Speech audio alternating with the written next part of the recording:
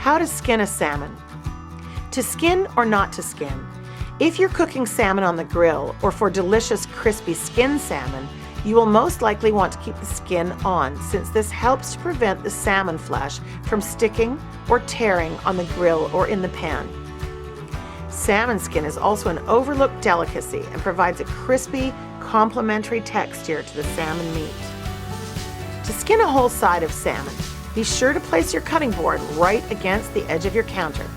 Now, place the salmon fillet, skin side down, right against the edge of the cutting board closest to you.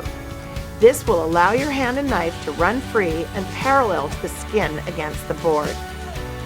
Insert a sharp, wide knife blade about 1 inch from the end of the fillet. Make a careful incision through the flesh, stopping when your knife hits the skin. Hold the loose piece of salmon skin, pulling slightly to create some tension. Slide your knife in a sawing motion between the flesh and skin in long, even strokes, making sure your knife is just above the skin until the skin is completely removed.